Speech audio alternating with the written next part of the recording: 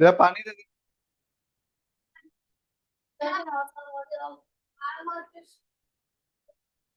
3 4 4 गिलास पानी दे दो। Okay, see guys, refractive index.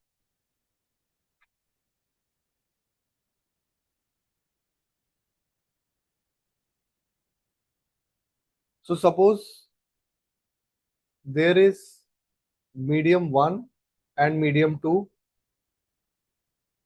and refractive index of medium 1 is n1 with respect to vacuum, and refractive index of medium 2 is n2 with respect to vacuum.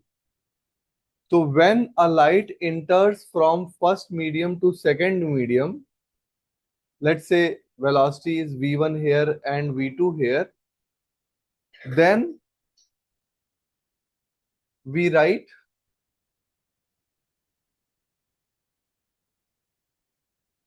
the refractive index of medium 2 with respect to medium 1 is equal to n2 by n1.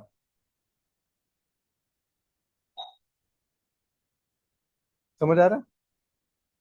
Refractive index of medium 2 with respect to medium 1 will be n2 by n1.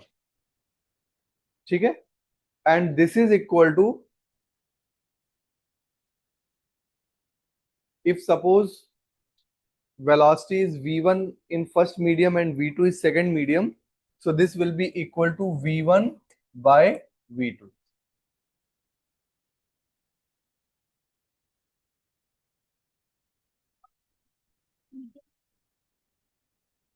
नहीं, vacuum से medium में जा रही है।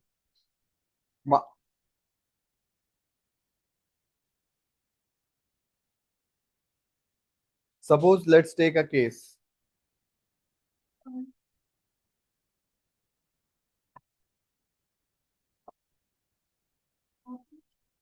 हाँ, और भी दे दो इधर। मान लो ये वैक्यूम है, इसका रिफ्रैक्टिव इंडेक्स n1 ले लो, और ये मीडियम है, इसका रिफ्रैक्टिव इंडेक्स n ले लो। अब यहाँ पे वेलोसिटी v1 है, यहाँ v2 है, तो refractive index n by n1 is equal to v1 by v2।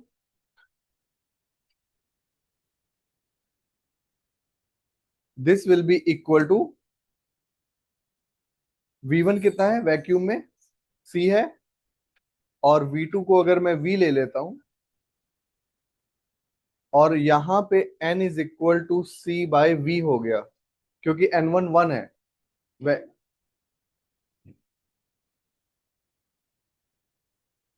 ये कह रहे हो ना, क्योंकि ये हमेशा रिलेटिव होगा ना भाई, ऑलवेज वैक्यूम नहीं होगा ना।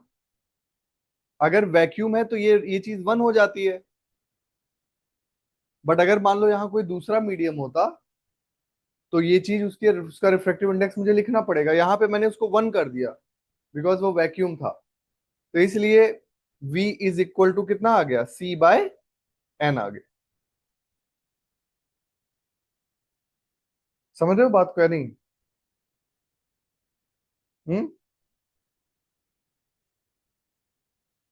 आई am saying that when I write n to 1, this means refractive index of 2 with respect to 1, refractive index of medium 2 with with respect to medium 1, light 1 to 2. So this will be n2 by n1, and this is equal to v1 by v2.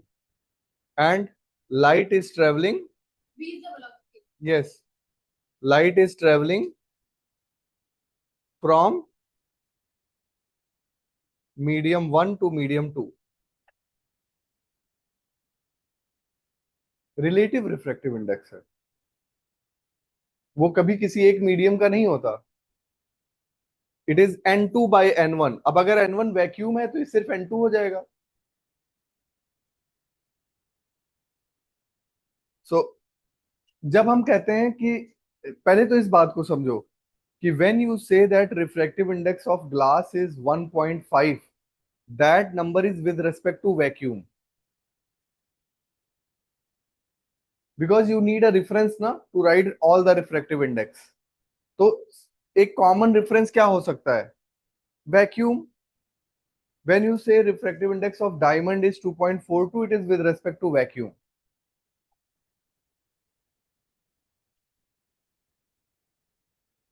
हाँ. तो अगर मतलब refractive index ये बताता है कि अगर light vacuum से उस मीडियम में जा रही है तो कितने टाइम्स कम हो जाएगी.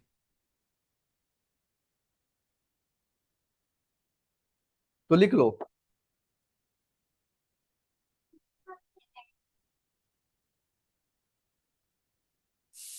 क्योंकि N2 के आगे V1 ही है. हाँ, यहाँ पे देखो मैंने प्रूफ भी करके दिखाया है कि अगर V1 C है और V2 कुछ V हो जाएगा तो N is equal to C by V आ जाएगा. और V is equal to C by N. मतलब वेलोसिटी हमेशा उस मीडियम में वैक्यूम से तो कम ही हो जाएगी. वैक्यूम के कंपैरिजन में वेलोसिटी क्या हो जाएगी? कम हो जाएगी. हम्म.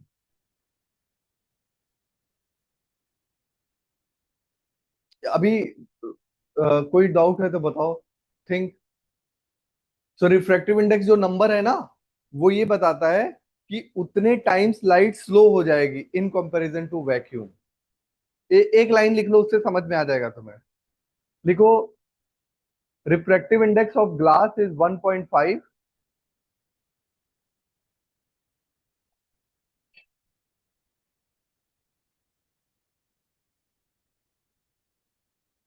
Refractive index of glass is 1.5 means.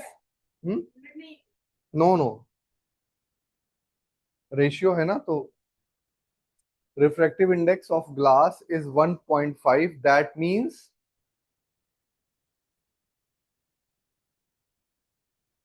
light will be slowed down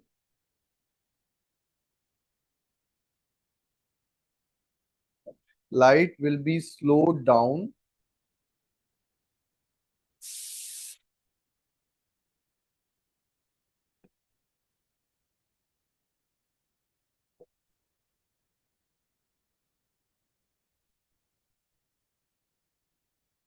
by a factor of 1.5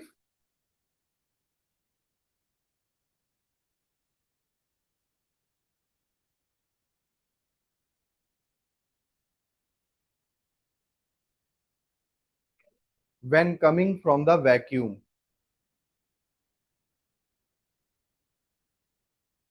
When coming from the vacuum. अब जरा ये लिख लो. ये बनाओ glass.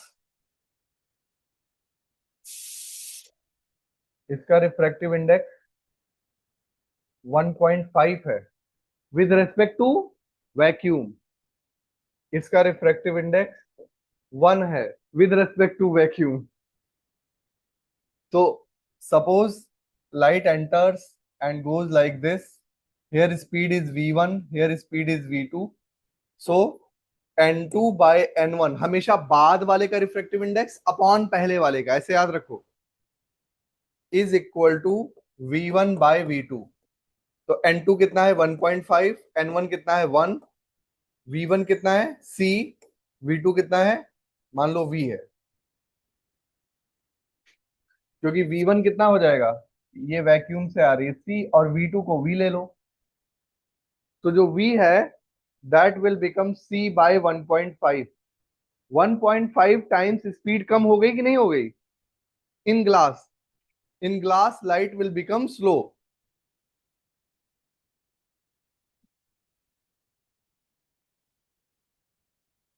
Now people have started manipulating with these things, like they have developed mediums in which light becomes slower and slower and slower, and it becomes so slow that photon almost stops.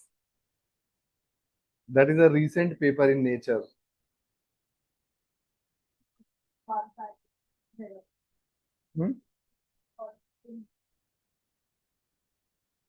Mirror is different thing. हाँ हाँ, I understand, I will explain you. This is related to refraction. Refraction is creating all the phenomena. All the optical phenomena that you see is because of refraction, including your uh, specks, including rainbow, including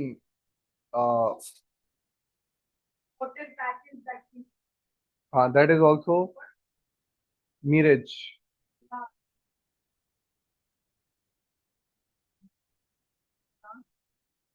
Yeah, so basically you can see yourself, but if you're on the other side, like the other person's on the screen. Okay? This is scary. अभी बताओ, समझ आया दिया? क्या चीज नहीं समझ आ रही थी, बताओ. आ गया ना? तो अगर मान लो यहाँ पे मीडियम 1 है, फिर मीडियम 2 है, फिर मीडियम 3 है, ऐसे लाइट ट्रेवल करती जा रही है, तो तुम्हें हर पॉइंट पे बाद वाला मीडियम अपॉन पहले वाला मीडियम, जैसे इसमें लिख के दिखाओ जरा सब लोग. मान लो इसकी वेलोसिटी v1 है, इसकी v2 है, इसकी v3 है, इसका रिफ्रैक्टिव इंडेक्स n1 है, इसका n2 है, इसका n3 है. तो क्या होगा इस पॉइंट पे, क्या होगा बताओ? n2 by n1 is equal to v1 by v2. फिर इस पॉइंट पे क्या होगा? n3 by n2 is equal to v2 by v3.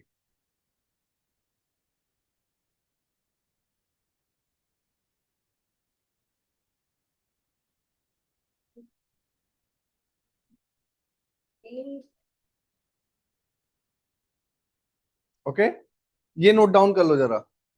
Note down this. And when I am saying, remember, when I say, चलो सब लोग एक बार बताओ जरा, पहले लिख लो जल्दी से तब बताओ.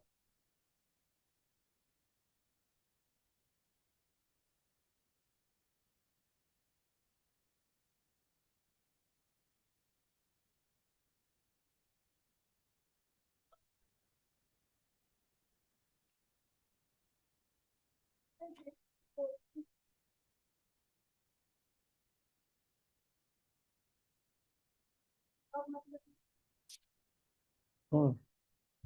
हम्म.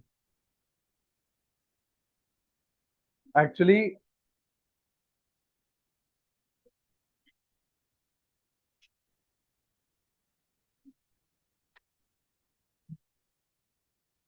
लाइट जैसे एक वेव है, तो वो अगर एंटर कर रही है तो वो उस मीडियम के अंदर भी जा सकती है, लाइक हमारे स्किन के अंदर जा सकती है, डिपेंडिंग ऑन कि वो किस फ्रीक्वेंसी की है. बहुत हाई फ्रीक्वेंसी की वेव जो है वो हमारे अंदर भी एंटर कर सकती है. और बिकॉज मीडियम मिलेगा, तो वो क्या होंगे, एटीन्यूएट होती जाएंगे, मतलब अ, उनका एम्पलीट्यूड कम होता जाएगा. हम्म. That would right off. That would be the way from तो उसीलिए तो जो हम देखते हैं वो अ, उससे कोई रेडिएशन नहीं आ रहा है.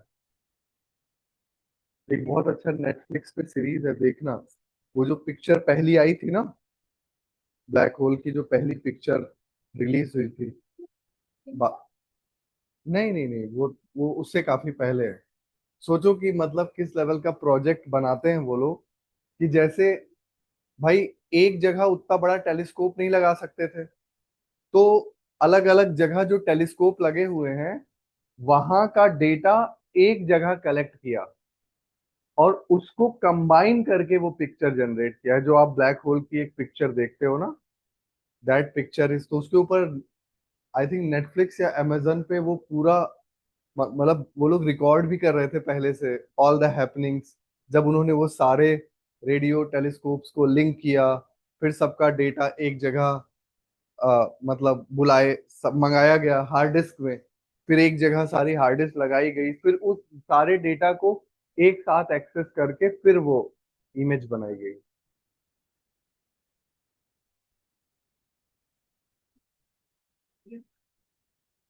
देखने का मतलब क्या होता है? जैसे तुम हवा को तुम देख नहीं पाते हो, लेकिन जब हवा पत्तों से टकराती है तो तुम्हें पता चलता है कि हवा है। तो उसके इफेक्ट्स आते हैं ना। हर चीज आपको विजिबल हो जरूरी नहीं है, बट उनके इफेक्ट से हम जान जाते हैं। तो इसके ऊपर देखते हैं जरा। हम लोग लास्ट टाइम पढ़ रहे थे ना, क्या था उसका चैप्टर का नाम? है दिया? है? कौन सा था? लाइट? इसमें है नहीं यार।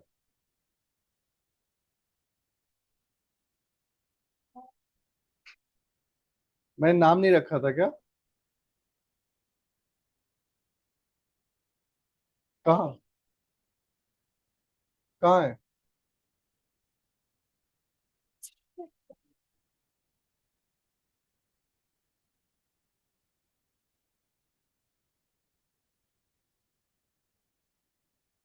तो लाइट जो है वो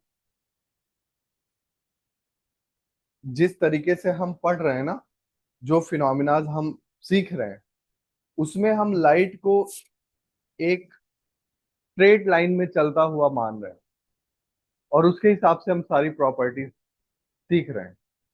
समझ रहे हो? तो हमने रिफ्लेक्शन कर लिया था,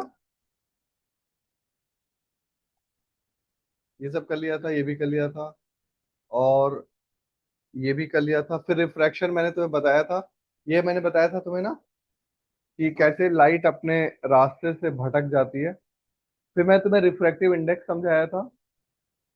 और एक बात ये ध्यान रखना, कि तुम्हारे सिलेबस में स्नेल्स लॉ अच्छे से है।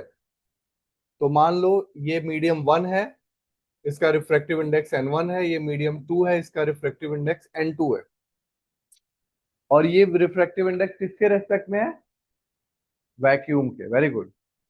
तो लाइट अगर यहाँ इंसिडेंट हुई, यहाँ टकराई, तो ऐसे गई। इस एंगल को हम आई कहते हैं, इसको आर कहते हैं। तो स्नेल्स लॉ है, sine i by sine r is equal to n2 by n1 is equal to v1 by v2। तो ये तुम्हारा पूरा स्नेल्स लॉ हो गया।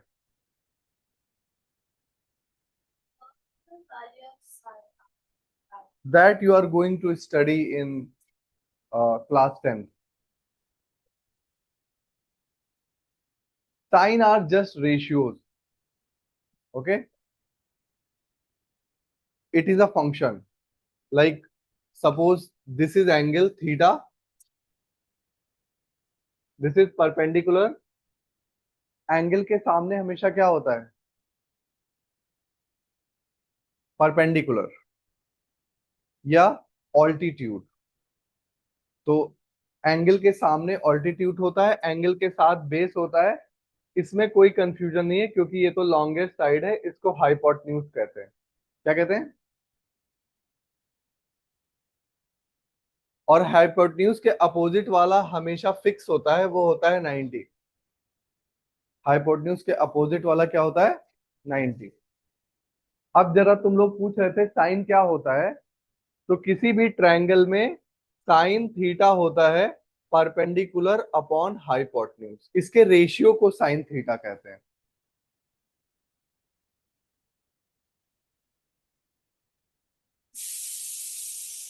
तो अगर ये रेशियो बदल जाए तो ये एंगल भी बदल जाएगा। This angle will also change. जैसे तुम देखो, ये एंगल बना हुआ है। अब ये मतलब ये एंगल बना हुआ है। अब अगर मैं एंगल बड़ा करूं तो लेंथ चेंज नहीं हो रही है। तो that ratio will also change. Okay? तो फिर क्या होता है कि कुछ एंगल्स के लिए इस फंक्शन की वैल्यू हम लिख लेते हैं, याद कर लेते हैं, बाकी कैलकुलेटर से निकाल लेते हैं। तो जैसे फॉर एग्जांपल, ये एंगल है, ये साइन थीटा है। 0 पे 0, 30 डिग्री पे 1/2, 45 डिग्री पे 1/√2, 60 डिग्री पे 0, 1/2, 1/√2, √3/2 और 90 डिग्री पे 1। तो साइन की इतनी वैल्यूज हमें याद रहनी चाहिए।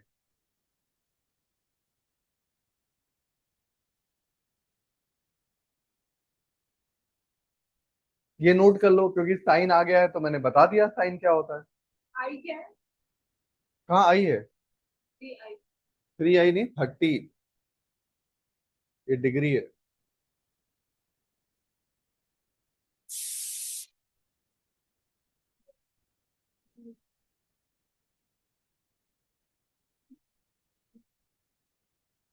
This is sine function.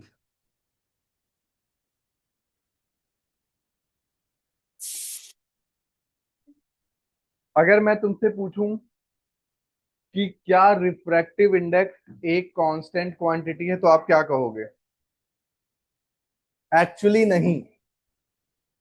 और बड़ी मजेदार बात यह है कि refractive index depends on the wavelength of the incident light. अब लाइट अलग अलग कलर की होती है ना, ये तो जानते ही हो। जैसे कि बहुत ही लार्ज वेवलेंथ है रेड, और बहुत ही शॉर्ट वेवलेंथ है वायलेट। तो रिफ्रैक्टिव इंडेक्स कलर के हिसाब से बदल जाता है। वायलेट के लिए रिफ्रैक्टिव इंडेक्स कुछ और हो जाता है, और रेड के लिए कुछ और हो जाता है। लेकिन क्लास नाइन्थ में ऑलमोस्ट तुम्हें उसको क्या रखना है?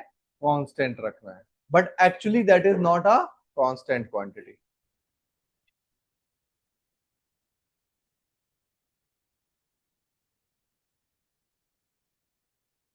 ये तुमने बड़ा ही टफ क्वेश्चन पूछा है, क्योंकि वो हाईली मटेरियल प्रॉपर्टी है। कौन सा मटेरियल है? बट अगर इन जनरल देखो, तो जो रिफ्रैक्टिव इंडेक्स है वो होता है A+B/λ²।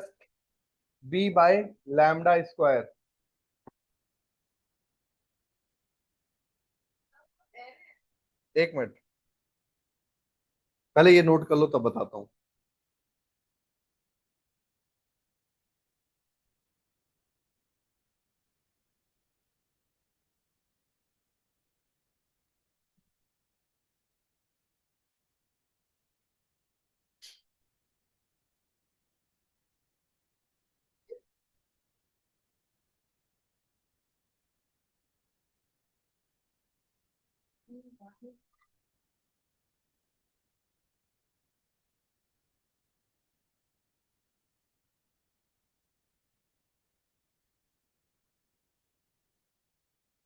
देखो, ये तो एक्स,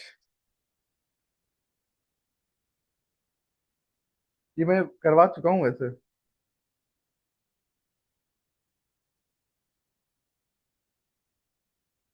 तो हमेशा क्या लिखना है दिया? बाद वाला मीडियम अपॉन पहले वाला मीडियम इज इक्वल टू पहले वाली वेलोसिटी अपॉन बाद वाली वेलोसिटी।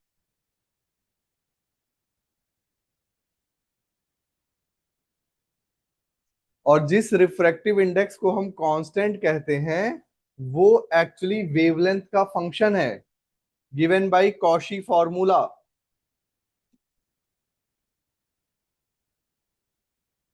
अरे जैसे तुम्हें बीटीएस के बैंड के मेंबर्स याद हैं, वैसे ये भी एक नाम है, और क्या। कॉशी फॉर्मूला क्या है? तो एक भी नाम ले दो। एक बहुत कुछ है। Jacobi. I don't know what's this type. Cauchy. Riemann है, रीमन। एन इज इक्वल, अच्छा चलो एक नाम बता दो, मैं याद कर लेता हूँ। जंकू। रुक जाओ। बी। बी। वी, हाँ बस ठीक है, वी। ये ये वी। नहीं, बी। B letter B. उसका उसका स्टेज नेम भी है, उसका असली नाम नहीं पता, क्योंकि वो रमेश कुमार है, वो नोएडा का ही रहने वाला है। हाँ। इधर देखो, अच्छा, N is equal to A+B/λ², ये कॉशी फॉर्मूला है। Where we don't have to learn. Where is Kaushik from? कौन से कंट्री से? कौशी, फ्रेंच वेंच होगा।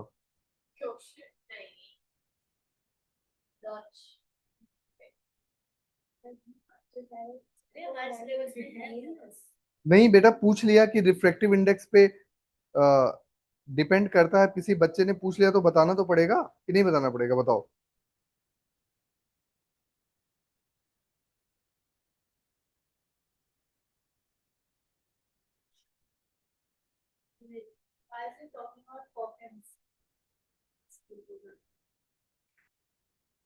हम्म।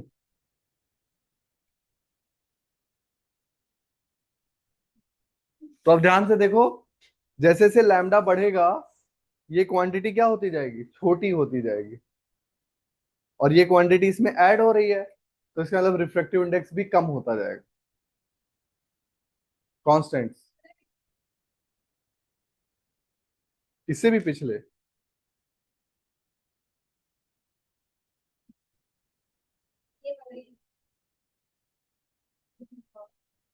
ये Keep drawing inappropriate figures on my hand. Like drawing. How do you even know?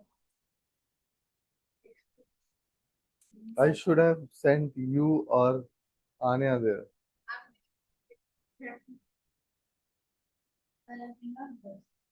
Okay, ये समझ आ गया, आगे बढ़े। अब ये दिया, नोट किया तुमने? तो अगर मैं एक बार तुम्हें प्रैक्टिस के लिए भेजूं कि एक लाइट एंटर करती है वैक्यूम से किसी मीडियम में, है यार, मैंने VACCUM लिखा है। नहीं नहीं,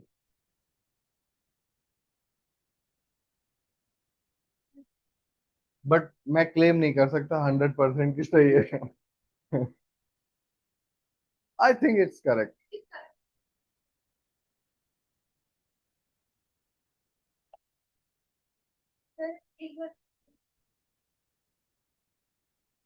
पहले ही क्वेश्चन कर लो फिर कर लो।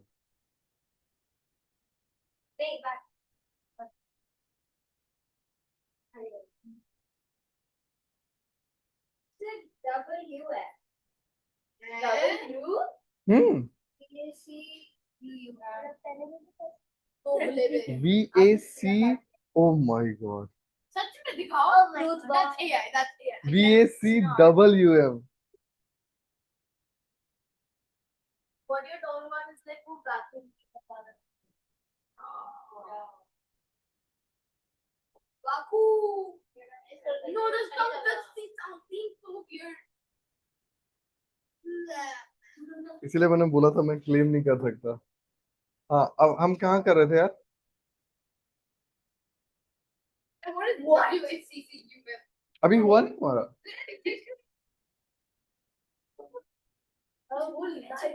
वो वही तो, इसकी आदत बहुत वैसी है।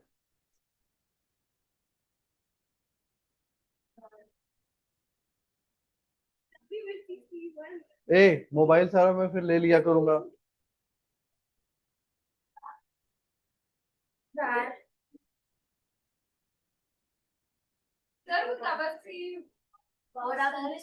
बैग में रखो, बैग में रखो। CAUCHY। बेटा जल्दी करो फिर, ऐसे हम खड़े नहीं रह सकते, और जब मैं लिखा करूं उसी समय फटाफट लिखो। लैम्डा स्क्वायर है बेटा।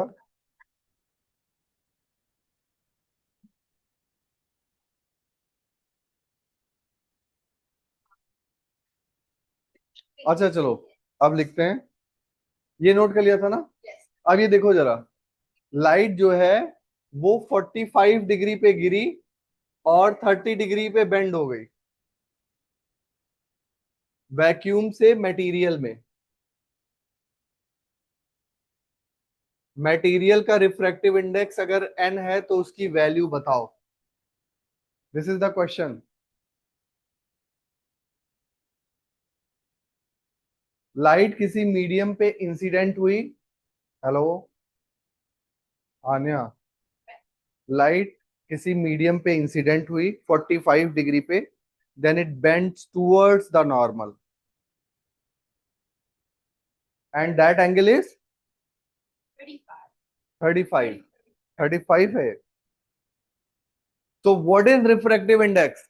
तो लिखोगे according to Snell's law,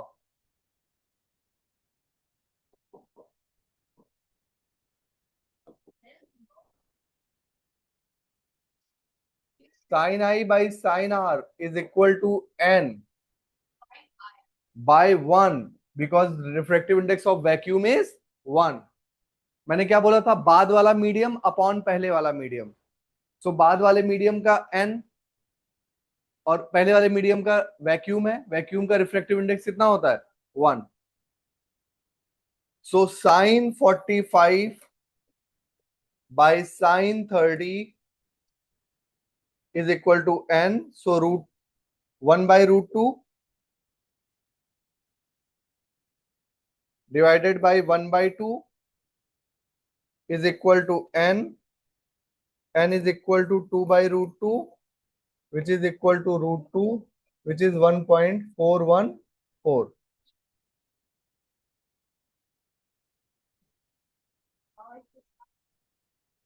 So if you get that table with different values of angles, then you can easily calculate the refractive index. And in real life, if you have a material and you have a laser and you incident the laser at certain angle and see the refracted angle, if you know the refracted angle, you can easily calculate the refractive index।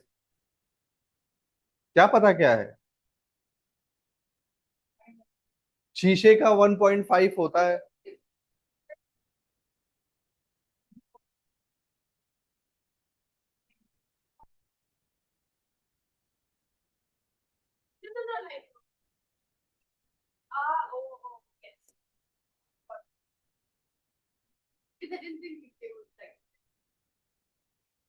ध्यान अगर इधर BTN के बजाय इधर दोगे तो, हाँ BTS के बजाय जी।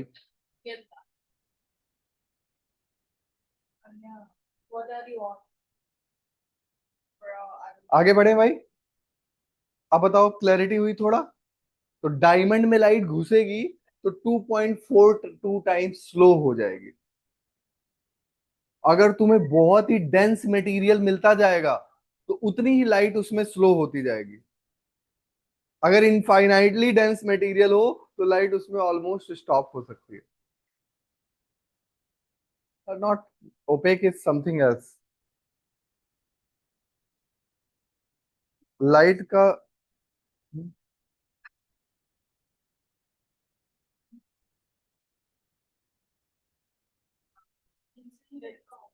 हम्म वो refractive index depends upon the wavelength of the incident. Obviously. और कौन सी वेव? जो लाइट उस पे गिर रही है।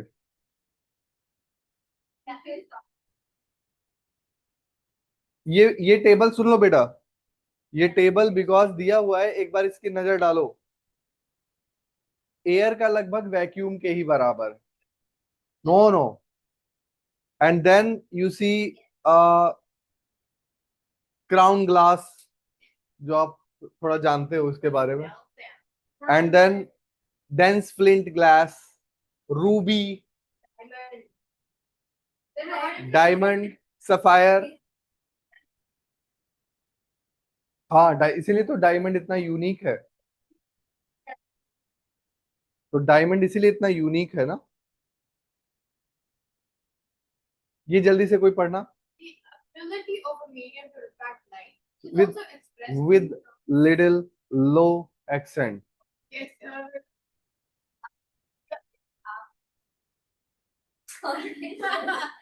या तो लेफ्ट में चले जाना या राइट में चले जाना। नहीं, फिर से पढ़ो।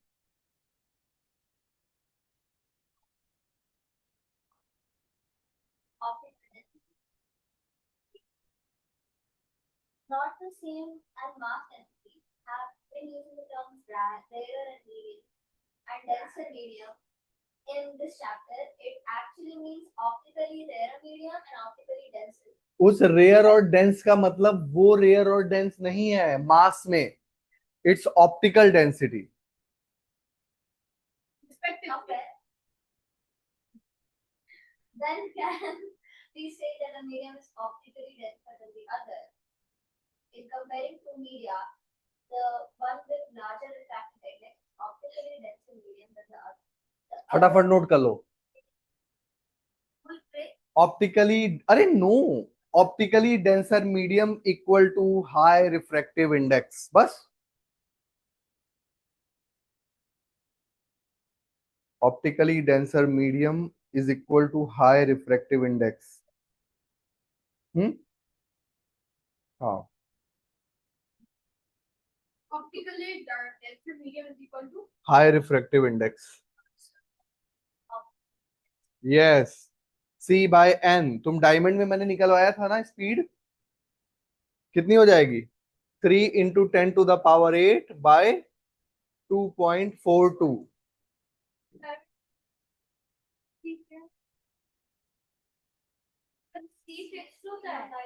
सी क्या है बताओ, क्या है? अभी तक सब में तो सी आ रहा है.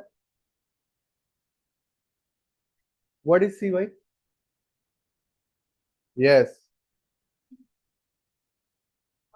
Speed of light in vacuum.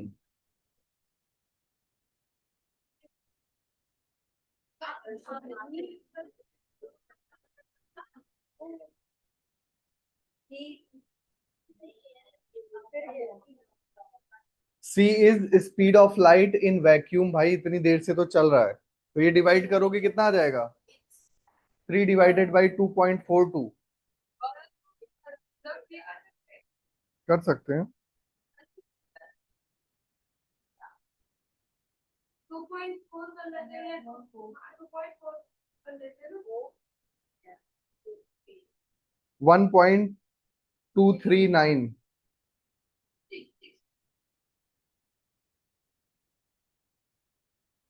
तो इतनी हो जाएगी स्पीड डायमंड के अंदर.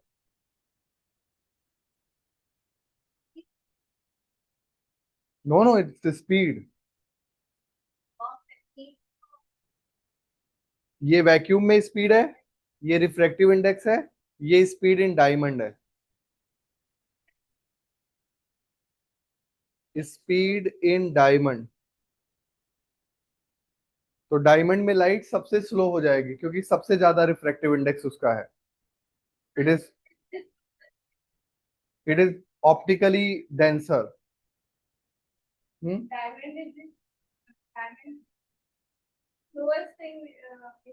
अरे इतनी फास्ट तो फिर भी है, 10⁸ है.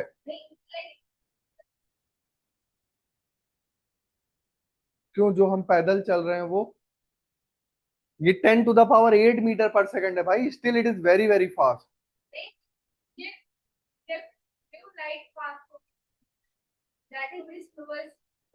No no, then also lot of things has been done. मैं बताने था तुम्हें, ऑलमोस्ट लोगों ने रोक दिया फोटोन को. तो there are other things also. अरे दैट वी कांट डिस्कस यार. हाँ, you can research.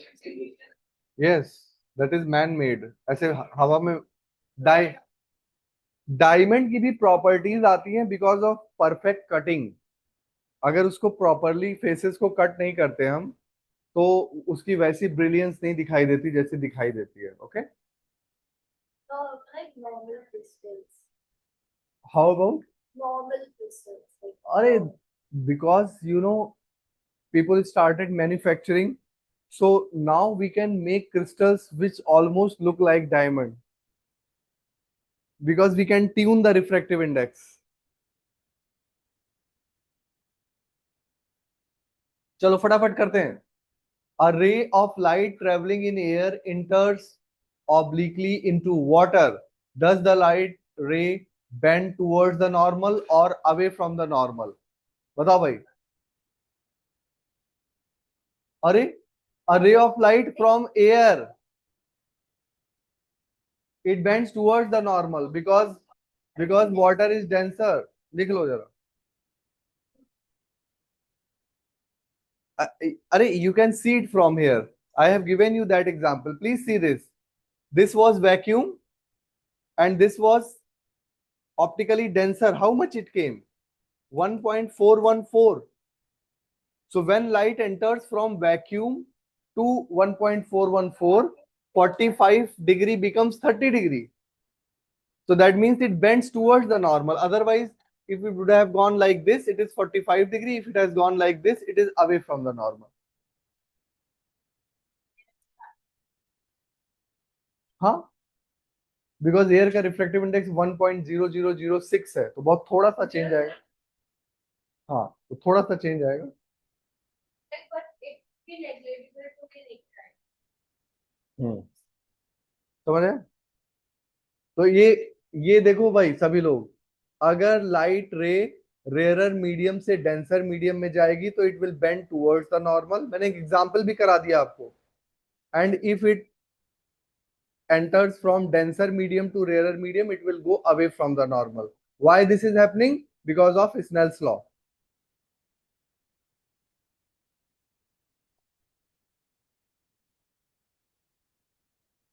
Next, light enters from air to glass having refractive index 1.5. What is the speed of the light in the glass? ये हम कर चुके हैं पहले ही. So V कितना होगा बताओ? C by N. So it is 3 into 10 to the power 8 by 1.5. So this is equal to 2 into 10 to the power 8 meter per second. From the table, find out from the table the medium having highest optical density and lowest. So highest is 2.42 diamond and lowest is 1.00. कितने zero थे? 3.003. ये क्या है? Air.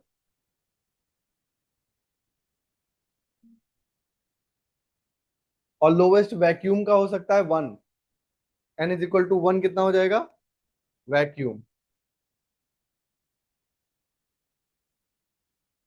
अगला, you are given kerosene.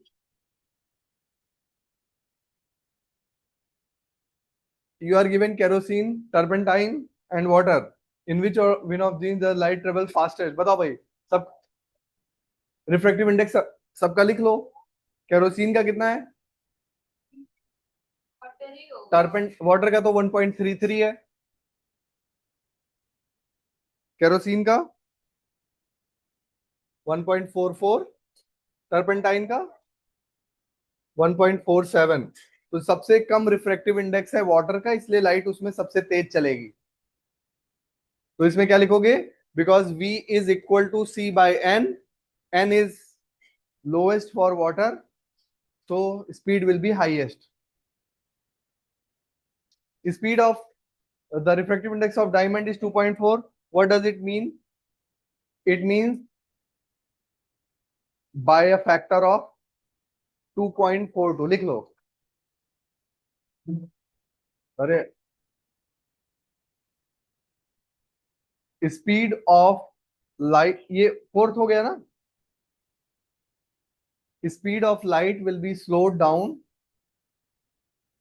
by a factor of 2.42.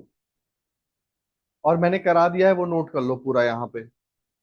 जो मैंने अभी diamond का किया था ये नोट कर लो इस क्वेश्चन में.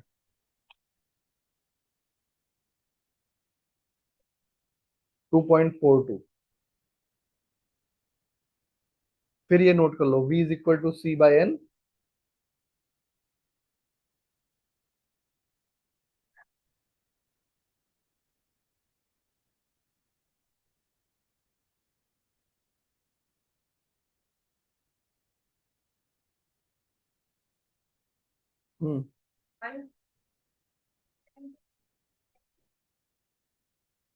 तुम्हारी मर्जी.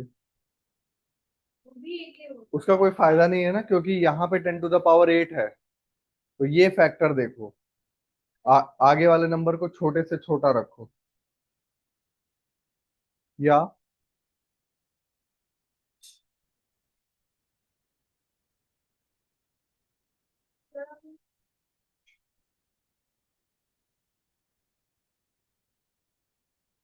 सो रिफ्रैक्शन बाय स्फेरिकल लेंसेज आ गया। अब जैसे हमने मिरर का पढ़ा था वैसे लेंस का आ गया। लेंस में भी क्या होगा, ये दो फेसेस होंगे। ध्यान से देखो, ये मैं बता चुका हूं ना शायद। दो फेसेस होंगे, फोकस होगा F1 F2, F1 to F1, F2 to F2। इधर से जो रेज पैरेलल आएंगी इधर फोकस से जाएंगी। अगर रे फोकस से निकलेगी तो इधर पैरेलल हो जाएगी, अगर यहां से निकलेगी तो कोई भी फर्क नहीं पड़ेगा, बिल्कुल सीधी है। सॉरी, कहां से?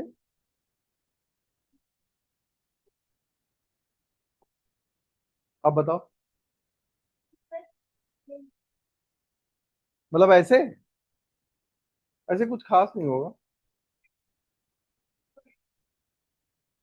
बस तुम ये समझो कि जब ये वाला साइड ऊपर है इधर ही बेंड होना है इसको। बताया था ना ये चीज कि लेंस को दो पार्ट में ब्रेक कर लो तो बेस की तरफ लाइट बेंड होती है, इसीलिए। नहीं नहीं, ये तो लेंस है। और ये हो गया कौन सा लेंस, कनकेव। ये क्या है, कॉन्वेक्स। इसको कन्वर्जिंग बोलते हैं, इसको डाइवर्जिंग बोलते हैं। यहाँ पे रे पैरेलल आती है तो एक पॉइंट पे कन्वर्ज हो जाती है, और यहाँ पे अगर रे पैरेलल आती है तो ये अवे चली जाती है, तब इसको मुझे बैक करके देखना पड़ता है तब यहाँ नजर आती है।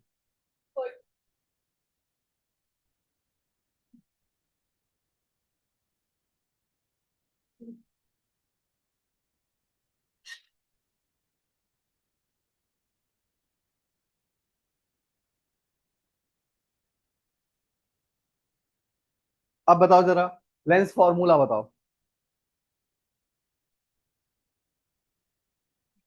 मैग्निफिकेशन का फॉर्मूला माइनस मिरर में होता है, V/U। ठीक है ना।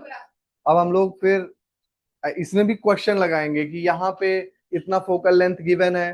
अच्छा, कॉन्वेक्स का फोकल लेंथ पॉजिटिव, कनकेव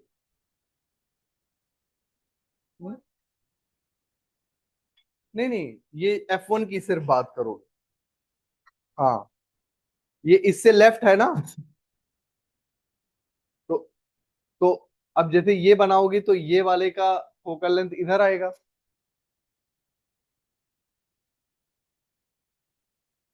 इन दोनों फेसेस से मिलके फोकल लेंथ बना होता है। एक्चुअली वो फॉर्मूला नहीं पढ़ाया जाता तुम्हें, तो तुम बस याद रखना इसका कितना होता है, इसका। अब एक्चुअली इसका फोकल लेंथ ऐसे लिखा जाता है, देखो 1/f = n-1, 1/r1 - 1/r2। और ये R1 R2 ये पहले और दूसरे फेस का रेडियस है। तो ध्यान से देखो, तो ये वाला रेडियस किधर होगा, इधर बनेगा, राइट साइड। और ये वाला रेडियस किधर बनेगा बोलो, लेफ्ट साइड। तो अगर ये दोनों इक्वल होगा तो ये हो जाएगा n-1, 1/r + 1/r। क्योंकि जो R2 है वो नेगेटिव हो जाएगा। तो इसलिए देखो कॉन्वेक्स का पॉजिटिव होता है, 1/f = n-1, 2/r। यहां से फोकल लेंथ निकाल लोगे। एन रिफ्रैक्टिव इंडेक्स है, जैसे कि ग्लास है तो 1.5 है। इस फॉर्मूले को बोलते हैं लेंस मेकर्स फॉर्मूला। इसी फॉर्मूले से लेंस डिजाइन किए जाते हैं, जो चश्मे में लगाते हो तुम। तो ये जो है कॉन्वेक्स, जैसे ऐसे बना हुआ है ना, तो इसका दो फेस है। एक फेस ये है देखो, ऐसा, ये कहीं ना कहीं इस टुकड़े का बना हुआ है।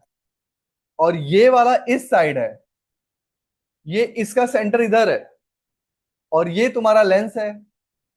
इस वाले को रेडियस को R1 लिख दो, इस वाले रेडियस को R2 लिख दो। सेम होगा तो R1 = R2 हो जाएगा। नो नो यार, 100% not. Why it will be compulsory when there are two different things? So that is how we tune and match to get a desired result, ना।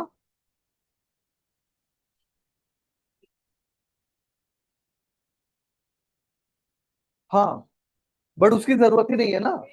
अब इधर देखो बेटा, 1/f = n minus one, 1/r1 minus 1/r2। अब suppose दोनों का radius equal भी है तो ये हो जाएगा 1/f is equal to n minus one, 1/r minus minus 1/r, क्योंकि r2 जो है वो लेफ्ट साइड में जाएगा तो उसको मेजर करोगे तो नेगेटिव आ जाएगा। तो इसलिए यहाँ पे f कैसा आ गया देखो, पॉजिटिव फॉर कॉन्वेक्स। यही चीज कॉनकेव के लिए करोगे तो नेगेटिव आ जाएगा, करके देखना। समझ आया? ये फॉर्मूला तुम्हें इस क्लास में नहीं पढ़ाया था, लेकिन अगर कोई क्वेश्चन पूछ ले कि सर आप कॉन्वेक्स पॉजिटिव क्यों ले रहे हैं, तो मुझे इसके बगैर में नहीं बता सकता तुम्हें। Okay, thank you.